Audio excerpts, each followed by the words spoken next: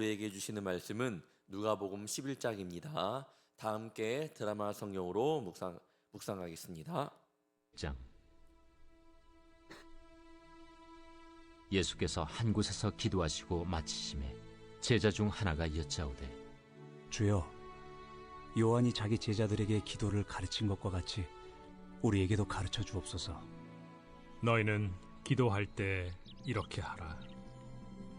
아버지여, 이름이 거룩히 여김을 받으시오며 나라가 임하시오며 우리에게 날마다 일용할 양식을 주시옵고 우리가 우리에게 죄 지은 모든 사람을 용서하오니 우리 죄도 사하여 주시옵고 우리를 시험에 들게 하지 마시옵소서 하라. 너희 중에 누가 벗이 있는데 밤중에 그에게 가서 말하기를, 벗이여, 떡 3덩이를 내게 구워달라. 내 벗이 여행 중에 내게 왔으나 내가 먹일 것이 없노라 하면, 그가 안에서 대답하여 이르되, 나를 괴롭게 하지 말라. 문이 이미 닫혔고 아이들이 나와 함께 침실에 누웠으니 일어나 내게 줄 수가 없노라 하겠느냐. 내가 너희에게 말하노니 비록 벗됨으로 인하여서는 일어나서 주지 아니할지라도 그 간청함을 인하여 일어나 그 요구대로 주리라. 내가 또 너희에게 이르노니 구하라, 그러면 너희에게 주실 것이요, 찾으라, 그러면 찾아낼 것이요, 문을 두드리라, 그러면 너희에게 열릴 것이니 구하는 이마다 받을 것이요, 찾는 이는 찾아낼 것이요, 두드리는 이에게는 열릴 것이니라. 너희 중에 아버지 된 자로서 누가 아들이 생선을 달라 하는데 생선 대신에 뱀을 주며 알을 달라 하는데 전갈을 주겠느냐? 너희가 악할지라도 좋은 것을 자식에게 줄 줄 알거든 하물며 너희 하늘 아버지께서 구하는 자에게 성령을 주시지 않겠느냐? 예수께서 한 말 못하게 하는 귀신을 쫓아내시니 귀신이 나가매 말 못하는 사람이 말하는지라. 무리들이 놀랍게 여겼으나 그 중에 더러는 말하기를, 그가 귀신의 왕 바알세불을 힘입어 귀신을 쫓아낸다. 또 더러는 예수를 시험하여 하늘로부터 오는 표적을 구하니 예수께서 그들의 생각을 아시고 이르시되, 스스로 분쟁하는 나라마다 황폐하여지며 스스로 분쟁하는 집은 무너지느니라. 너희 말이 내가 바알세불을 힘입어 귀신을 쫓아낸다 하니 만일 사탄이 스스로 분쟁하면 그의 나라가 어떻게 서겠느냐? 내가 바알세불을 힘입어 귀신을 쫓아내면 너희 아들들은 누구를 힘입어 쫓아내느냐? 그러므로 그들이 너희 재판관이 되리라. 그러나 내가 만일 하나님의 손을 힘입어 귀신을 쫓아낸다면 하나님의 나라가 이미 너희에게 임하였느니라. 강한 자가 무장을 하고 자기 집을 지킬 때에는 그 소유가 안전하되, 더 강한 자가 와서 그를 굴복시킬 때에는 그가 믿던 무장을 빼앗고 그의 재물을 나누느니라. 나와 함께 하지 아니하는 자는 나를 반대하는 자요, 나와 함께 모으지 아니하는 자는 해치는 자니라. 더러운 귀신이 사람에게서 나갔을 때 물 없는 곳으로 다니며 쉬기를 구하되 얻지 못하고 이에 이르되, 내가 나온 내 집으로 돌아가리라 하고 가서 보니 그 집이 청소되고 수리되었거늘 이에 가서 저보다 더 악한 귀신 7을 데리고 들어가서 거하니 그 사람의 나중 형편이 전보다 더 심하게 되느니라. 이 말씀을 하실 때 무리 중에서 한 여자가 음성을 높여 이르되, 당신을 뵌 태와 당신을 먹인 저지 복이 있나이다. 오히려 하나님의 말씀을 듣고 지키는 자가 복이 있느니라. 무리가 모였을 때 예수께서 말씀하시되, 이 세대는 악한 세대라 표적을 구하되 요나의 표적밖에는 보일 표적이 없나니 요나가 니느웨 사람들에게 표적이 됨과 같이 인자도 이 세대에 그러하리라. 심판 때에 남방 여왕이 일어나 이 세대 사람을 정죄하리니 이는 그가 솔로몬의 지혜로운 말을 들으려고 땅끝에서 왔음이거니와 솔로몬보다 더 큰 이가 여기 있으며, 심판 때에 니느웨 사람들이 일어나 이 세대 사람을 정죄하리니 이는 그들이 요나의 전도를 듣고 회개하였음이거니와 요나보다 더 큰 이가 여기 있느니라. 누구든지 등불을 켜서 움속에나 말 아래에 두지 아니하고 등경 위에 두나니 이는 들어가는 자로 그 빛을 보게 하려 함이라.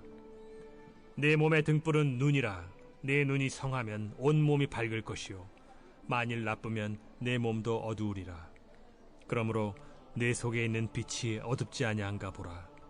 내 온몸이 밝아 조금도 어두운 데가 없으면 등불의 빛이 너를 비출 때와 같이 온전히 밝으리라. 예수께서 말씀하실 때에 한 바리새인이 자기와 함께 점심 잡수시기를 청함으로 들어가 앉으셨더니 잡수시기 전에 손 씻지 아니하심을 그 바리새인이 보고 이상히 여기는지라. 너희 바리새인은 지금 잔과 대접의 겉은 깨끗이 하나 너희 속에는 탐욕과 악독이 가득하도다. 어리석은 자들아, 겉을 만드신 이가 속도 만들지 아니하셨느냐? 그러나 그 안에 있는 것으로 구제하라. 그리하면 모든 것이 너희에게 깨끗하리라. 화 있을진저 너희 바리새인이여, 너희가 박하와 운양과 모든 채소의 11조는 들이되 공의와 하나님께 대한 사랑은 버리는도다. 그러나 이것도 행하고 저것도 버리지 말아야 할지니라. 화 있을진저 너희 바리새인이여, 너희가 회당의 높은 자리와 시장에서 문안받는 것을 기뻐하는도다. 화 있을진저 너희여, 너희는 평토장한 무덤 같아서 그 위를 밟는 사람이 알지 못하느니라. 한 율법 교사가 예수께 대답하여 이르되 선생님, 이렇게 말씀하시니 우리까지 모욕하심이니이다. 화 있을진저 또 너희 율법 교사여, 지기 어려운 짐을 사람에게 지우고 너희는 한 손가락도 이 짐에 대지 않는도다. 화 있을진저 너희는 선지자들의 무덤을 만드는도다. 그들을 죽인 자도 너희 조상들이로다. 이와 같이 그들은 죽이고 너희는 무덤을 만드니 너희가 너희 조상의 행한 일의 증인이 되어 옳게 여기는도다. 그러므로 하나님의 지혜가 일렀으되 내가 선지자와 사도들을 그들에게 보내리니 그 중에서 더러는 죽이며 또 박해하리라 하였느니라. 창세 이후로 흘린 모든 선지자의 피를 이 세대가 담당하되 곧 아벨의 피로부터 제단과 성전 사이에서 죽임을 당한 사가랴의 피까지 하리라. 내가 너희에게 이르노니 과연 이 세대가 담당하리라. 화 있을진저 너희 율법 교사여, 너희가 지식의 열쇠를 가져가서 너희도 들어가지 않고 또 들어가고자 하는 자도 막았느니라.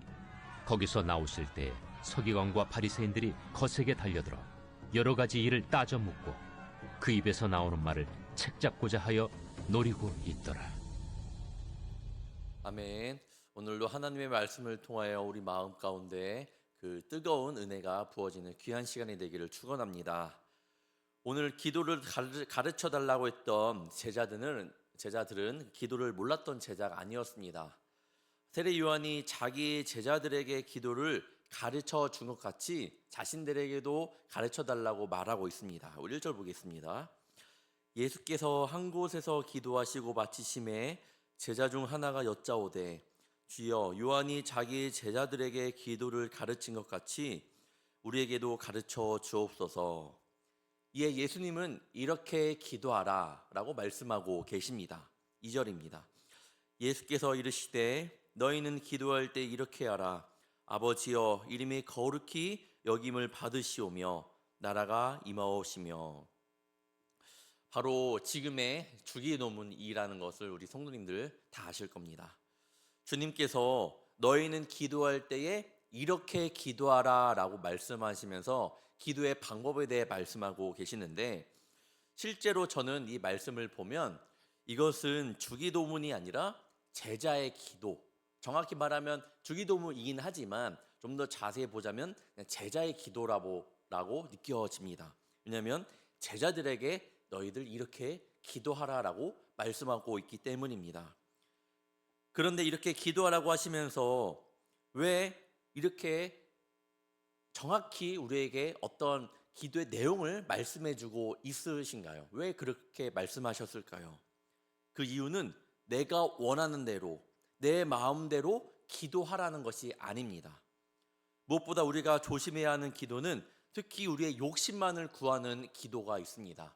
그렇게 기도하지 말고 너희들 이렇게 기도하라라고 분명한 지침을 말씀해주고 있습니다. 마태복음 6장 33절에도 그런즉 너희는 먼저 그의 나라와 그의 의를 구하라고 말씀하고 있잖아요.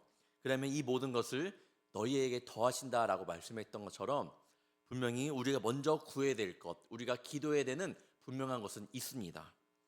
뿐만 아니라 오늘 예수님께서 가르쳐 주신 기도의 내용을 보면 욕심을 구하는 기도가 없습니다. 내가 원하는 대로 내 마음대로 기도하는 것이 아니라는 것이 확실히 알 수 있습니다. 기도의 첫 번째는 아버지여 이름이 거룩히 여김을 받으시오며 나라가 임하오시며 라고 말씀하고 있습니다. 이 주기도문의 내용이 마태복음 6장에도 더 자세히 기록되어 있는데 마태복음 6장 9절에는 이렇게 기도하라 하기 전에 기도의 모습에 대해 말씀하고 있습니다. 외식하는 자와 같이 하지 말고 사람에게 보이려고 하지 말고 큰 거리에 어귀에 서서 기도하지 말고 중언부언하지 말고 또한 골방의 문을 닫고 하라라고 말씀하고 있습니다. 그러면서 하늘에 계신 우리 아버지여 이름이 거룩히 여김을 받으시오며 라고 말씀하는데 그 다음으로 많이 나오는 말씀을 제가 보니까 12절의 내용이었습니다. 마태복음 6장 12절의 내용이었는데 우리가 우리에게 죄 지은 자를 사하여 준 것 같이 우리 죄를 사하여 주시옵고 그 다음에 14절과 15절에도 이렇게 나와 있습니다. 너희가 사람의 잘못을 용서하면 너희 하늘 아버지께서도 너희의 잘못을 용서하시려니와 너희가 사람의 잘못을 용서하지 아니하면 너희 아버지께서도 너희 잘못을 용서하지 아니하시리라 라고 나와 있습니다. 오늘 말씀인 누가복음을 보아도 마태복음의 이 주기도문이 전체적으로 나온 건 아니에요. 그런데 오늘 누가복음에 나왔던 이 주기도문의 그 마지막 뭘 말씀하고 있냐 보면요 4절입니다. 4절을 보시면 우리가 우리에게 죄 지은 모든 사람을 용서하오니 우리 죄도 사하여 주시옵고 우리를 시험에 들게 하지 마시옵소서 하라라고 나와 있습니다. 마지막이 이 주기도문의 마지막 다는 아니지만 누가복음이 말하는 주기도문의 마지막이 용서하라는 말씀이었던 겁니다. 즉 하나님의 자녀는 용서하는 삶을 살아야 됩니다. 용서해야 돼요. 이 모습이 하나님의 이름을 거룩히 여김을 받게 하시는 그런 모습이라는 겁니다. 결국 거룩하신 하나님의 이름의 권세로 말미암아 우리가 그분의 자녀가 되는 줄 믿습니다. 마태복음은 이 주님의 기도를 산상수훈 그 가운데 배치를 하게 됩니다. 그러면서 예수님의 제자로 살아가는 핵심이 무엇인지를 말씀하고 있는데 반면에 누가복음은 주님의 기도 이후에 실제로 기도하는 삶을 살 것을 강력히 권고하는 비유와 권면을 기록하고 있습니다. 그러면서 기도를 이론으로만 배우지 말고 기도하는 삶을 살도록 이야기하고 있다라는 거예요. 당연히 그러니까 그 뒤에 말씀을 보면 기도를 권고하는 그런 모습이 보이겠죠. 5절과 8절은 기도를 권고하는 그런 비유입니다. 고대 근동에 환대법이 있었습니다. 여행객이 도움을 요청하면 그 주인은요 그 도움을 들어주어야 됐습니다. 그런데 지금 나오는 이 비유는요 그 여행객이 도움을 요청해도 주인은 싫다 여러 가지 핑계를 대면서 거절을 한 겁니다. 여행객은 어떻게 해요? 급하잖아요. 그러니까 계속해서 자기 자신이 거의 안 된다고 들었음에도 불구하고 계속 요청을 구합니다. 계속 간청을 했던 거죠. 마침내 집 주인의 문이 열렸습니다. 집 주인은요 여행객이 자신의 친구이거나 그렇게 해서 그 문을 열어준 것이 아니라 계속해서 간절한 요청 때문에 집 문을 열어주었던 겁니다. 8절 후반절을 보아도 그 간청함을 인하여 일어나 그 요구대로 주리라 라고 말씀하고 있습니다. 이어서 9절과 13절의 기도를 권면하시면서 결국 우리에게 무엇을 강조하고 있나요? 하나님의 자녀라면 계속 구하라는 겁니다. 계속적으로 구하라는 거예요. 주실 때까지 한번 기도하며 씨름하라는 겁니다. 잠깐만 구하지 말고 이 정도면 됐지가 아니라 한번 믿고 구해보라는 겁니다. 끝까지 한번 해보라는 겁니다. 여기서 13절을 잘 읽어보면 너희가 악할지라도 좋은 것을 자식에게 줄 알거든 하물며 너희 하늘 아버지께서 구하는 자에게 성령을 주시지 않겠느냐 하시니라. 무엇을 주신다고 말씀하고 있나요? 성령입니다. 성령. 내가 구하고 찾고 두드리면 그때 주어지는 것은 당연히 구하는 이마다 받고 찾아내고 열리긴 하지만 우리가 구하고 찾고 두드렸던 내 생활에 필요한 내 상황에 필요한 것이 아니라 먼저 하나님께 구하는 자에게 성령을 주시겠다고 분명히 말씀하고 있습니다. 우리가 기억해야 될 문장이 바로 이 문장이 이 단어예요. 성령. 때로는 우리가 구하기 때문에 내가 이것을 구하기 때문에 이것을 받아야 되고 저것을 구하기 때문에 저것을 받아야 된다라고만 생각하기 때문에 그것이 이루어지지 않을 경우에는 우리 마음 가운데 시험이 오잖아요. 하지만 주님께서 구하는 자에게 먼저 주시는 것은 성령이라는 겁니다. 왜요? 성령을 입은 자는요 다르기 때문이에요. 우리 성도님들도 아실 거라 생각합니다. 성령을 받은 자는 다릅니다. 그 가운데 하나님의 이름을 높이게 될 겁니다. 분명히 성령을 받은 자는 먼저 하나님의 이름을 높이게 되고 그 가운데 감사를 하게 됩니다. 또한 우리의 삶이 달라지고 그때 환경이 달라지고 우리의 이 본능 자체, 본성 자체가 달라지게 됩니다. 그래서 우리는 먼저 성령 가운데 거하는 주의 자녀가 되어야 합니다.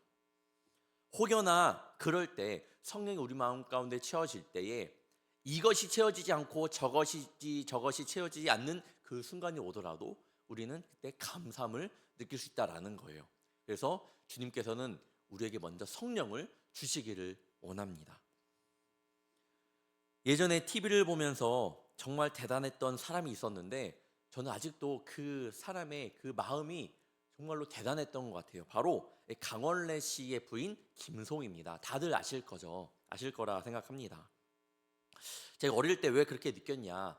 강원래 씨가 예전에 사고를 당했음에도 불구하고 정말 그 누구보다 옆에서 지켜왔던 사람이 바로 김송 씨였습니다. 저는 어릴 때 그 모습을 보면서도 어떻게 저럴 수 있지? 그 마음이 아직도 있습니다. 어떻게 저럴 수 있지?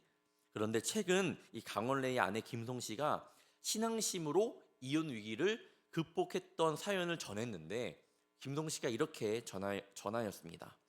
남편이 나를 붙잡은 것도 아닌데 콩깍지가 딱 11년이었으니 10년 차 연애 때 교통사고가 나고 딱 1년을 더 콩깍지 제대로 씌웠다가 풀리게 되었을 때 그야말로 지옥을 살았다.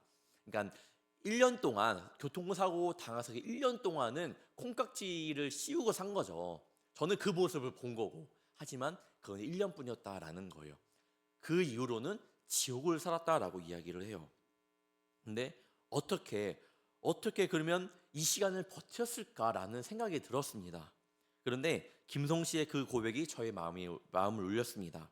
그는 가짜 구원자를 찾다가 진짜 구원자이신 예수님이 만나 주셨으니 내 삶의 BC, AD가 확연히 다르다라며 인간의 사랑은 한계가 있고 좋았던 기억보다 고통했던 기억이 많았지만 주님의 사랑은 세상이 줄 수 없는 평안 그 자체였다라고 말하였습니다. 또한 김송은 인생에서의 방황은 그친 지 오래다.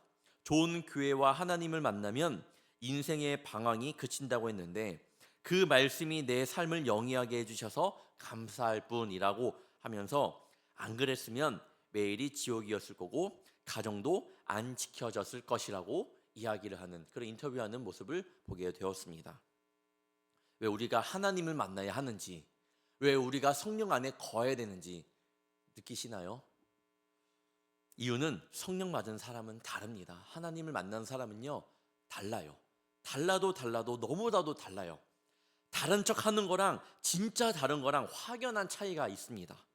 바라옵기는 정말 우리 성령님과 동행하는 하나님을 정말 인격적으로 만나는 우리 귀한 복되신 우리 성도님들 되시길 간절히 축원합니다. 14절과 26절까지는 예수님께서 귀신을 쫓아내신 사건을 통하여 하나님의 나라가 이 땅에 임한 것과 또한 그들의 마음에 하나님의 말씀과 성령님으로 채워져야지만 더 이상 사탄의 그런 권세 아래에 놓이지 않게 된다라는 것을 말씀하고 있습니다. 우리 마음 가운데 어떻게 하나님의 말씀과 성령으로 채워질 수 있을까요? 33절부터 36절은 눈을 등불에 비유하여 진리의 복음을 밝히 볼 것을 교훈하고 있는데 33절입니다. 누구든지 등불을 켜서 속에나 말 아래에 두지 아니하고 등경 위에 두나니 이는 들어가는 자로 그 빛을 보게 하려 함이라. 등불로서 역할을 감당하기 위해서는 어떻게 해야 될까요? 비춰야 하는 것은 당연히 알고 있습니다. 불은 비춰야 되죠. 당연합니다. 하지만 아무데나 비치면 될까요? 그러면 그 역할을 감당하는 걸까요? 아닙니다. 어두운 곳을 가야 할 때 그 길을 비춰야 합니다. 우리 분명히 알아야 돼요. 빛이 빛으로서 역할을 하려면 밝게 비추는 것으로만 끝나면 안 됩니다. 결국에는 어두운 곳을 비춰야 돼요. 누군가의 길을 비춰야 되고 우리의 앞을 비출 줄 알아야 합니다. 밤에 운전할 때에도 자동차 라이트가 자동으로 켜지는데 그 라이트가 어디를 비칩니까? 내가 가고자 하는 방향을 비춥니다. 옆에 왼쪽이나 오른쪽을 비추지 않죠. 내가 가고자 하는 그 방향을 비춥니다. 그래야 잘 갑니다. 지금 예수님께서도 그것을 말씀하고 계십니다. 불을 켜는 것만이 목적이 아니라 켠불은 등잔대 위에 올려놔야 된다고 합니다. 음속이나 말 아래에 두지 아니하고, 음은요 항아리를 뜻합니다. 이 말은 이 곡식의 양을 재는 그 되를 이야기하는데, 거기다 두는 것이 아니라 등잔대 위에 두어야 된다고 말씀합니다. 결국 집을 들어온 사람이 그 빛의 도움을 받아서 생활할 수 있게 하는 것이라고, 그 등불의 역할이 그것이라고 이야기하고 있습니다. 그러면서 내 몸을 비치는 등불은 무엇이라고 말씀하나요? 눈이라고 합니다. 눈. 34절입니다. 내 몸의 등불은 눈이라. 내 눈이 성하면 온몸이 밝을 것이요 만일 아프면 내 몸도 어두우리라. 말씀에서 말하는 이 눈은 주님과 주님의 말씀을 대하는 우리의 태도, 우리의 가치관입니다. 예수님의 우리의 눈, 진리를 바라보는 그 시선의 중요성에 대해 말씀하고 있는 것이죠. 여러분의 눈이 그 역할을 잘 감당하기 위해서는 어떻게 해야 되나요? 그 눈도 나아갈 방향을 잘 봐야 합니다. 앞에 낭떠러지가 있는데 다른 곳을 보면 안 되잖아요. 그 앞을 볼 줄 알아야 합니다. 눈만 있다고 우리의 삶이 밝아지는 것이 아니라 우리의 눈이 주님과 주님의 말씀을 향해 한 목적지, 한 방향을 가지게 될 때에 우리의 삶은 그때 밝아질 줄 믿습니다. 마지막으로 37절부터 54절까지의 말씀은 바리새인과 율법 교사들의 위선에 관한 말씀입니다. 이 말씀에서 바리새인은 예수님을 초대했습니다. 그렇게 주님에 대한 부정적인 시선을 가지고 있는데 왜 예수님을 초대했을까요? 당시 유대인들은 안식일에 다른 사람을 초대하는 것이 종교적인 그런 의무였습니다. 식사의 자리에 초대받은 예수님께서 자신을 초대한 바리새인들과 초대받은 그런 자들을 향해 이렇게 이야기를 합니다. 6번을 저주를 하는데 화 있을진저 이렇게 6번을 이야기를 합니다. 그 이유가 무엇인가요? 바로 위선의 모습이 보였기 때문이에요. 겉과 속이 다른 모습입니다. 39절에 보면 지금 잔과 대접의 겉은 깨끗이 않아 너희 속에는 탐욕과 악독이 가득하도다라고 말씀하고 있습니다. 바리새인들은 겉으로 드러난 외면을 깨끗하는데 더 많은 관심을 기울인 반면 사람 안의 더러움, 그 내면의 더러움을 소홀히 여겼습니다. 그런데 그 유대인들이 종교적인 의무로 인해서 예수님을 초대했다고 했잖아요. 근데 저는 궁금했습니다. 그럼 하필 왜 예수님이었을까? 왜 예수님이었을까? 다른 사람을 초대하면 되는데 굳이 왜 예수님이었을까? 저는요, 여기서 바리새인들의 진짜 위선을 보게 됩니다. 먼저 그 베드로가 예수님을 만났을 때 그 고백했던 그 이야기를 그 고백을 아실 겁니다. 누가복음 5장 이렇게 고백합니다. 예수님을 만났을 때 주여 나를 떠나소서 나는 죄인으로서이다. 예수님을 만났을 때 그 자신의 내면을 보게 됐다라는 거예요. 그렇다라는 것은 뭐예요? 바리새인들은요, 예수님을 볼 정도로 자신의 내면을 보지 못했다라는 거예요. 자신의 내면을 볼 줄 몰랐던 사람이라는 거예요. 겉으로의 그 화려함만을 가지고 예수님을 초대했습니다. 그 모습만 보고도 저는 정말로 위선적인 사람이었구나. 우리가 기도할 때에 우리 내면을 보게 되면 눈물을 흘리게 되잖아요. 이렇게 연약한 자를, 이렇게 죄 많은 자를 주님 저를 떠나서서, 이런 고백이 나옵니다. 하지만 바리새인들은요 그런 것을 몰랐습니다. 왜? 자신의 내면을 보지 못했기 때문에. 왜 우리가 위선의 모습을 조심해야 되나요? 위선은 하나님의 마음을 아프게 하는 것은 물론 52절입니다. 화 있을진저 너희 율법 교사여 너희가 지식의 열쇠를 가져가서 너희도 들어가지 않고 또 들어가고 하는 자도 막았느니라 하시니라. 결국에는 하나님의 구원의 자리로 들어가는 자를 막습니다. 그래서 조심하라는 거예요. 나의 위선적인 모습을 통해서 많은 사람들이 시험이 들 수 있다라는 거예요. 왜요? 결국 위선적인 모습은요 드러납니다. 이단도 겉은 그럴싸하나 결국엔 드러납니다. 결국엔 드러나는데 위선의 모습도 결국 드러납니다. 그 모습을 보고 많은 이들이 시험에 들 수 있고 그 구원의 자리로 나아가지 못할 수 있기 때문이에요. 어떤 모습으로? 나의 위선적인 모습으로. 사랑하는 성도 여러분, 나의 이러한 무능의 모습으로 하나님의 거룩한 이름이 더럽혀지면 안 됩니다. 나의 이러한 모습으로 누군가 실족해서도 안 됩니다. 바라옵기는 어디에 있든 무엇을 하시든 여러분들의 그 진정한, 그 진실된 모습으로 인하여 하나님의 이름이 영광받기를 원합니다. 그리고 많은 이들이 주님께 돌아오는 역사가 간절히 있기를 원합니다. 오늘도 하나님의 영광을 위해 살아가며 하나님의 이름이 거룩히 여기심을 받으시도록 하나님의 자녀로서 진실된 모습을 가지고 살아가는 저와 여러분이 되기를 주님의 이름으로 축원합니다. 기도하겠습니다. 사랑의 주님, 주님의 이름이 거룩히 여김을 받기를 원합니다. 나의 못난 모습과 행동으로 주님의 이름이 낮아지고 많은 이들에게 무시당하는 것이 아니라 부족한 모습이지만 주님 앞에 마음 다해 힘을 다해 나아가는 그 진심의 마음을 통하여 내 마음이 거룩해지며 그 모습으로 많은 이들이 주님의 이름을 높이기를 원합니다. 주님, 우리와 함께하여 주옵소서. 때로는 그 부족한 마음 때문에 사람의 눈을 의식할 때가 있고 겉과 속이 다른 모습으로 살아갈 때가 많았습니다. 내 모습 속 깊은 곳에 그 위선의 마음이 주님의 자녀로 서지 못하게 나를 가리고 숨길 때가 많았음을 고백합니다.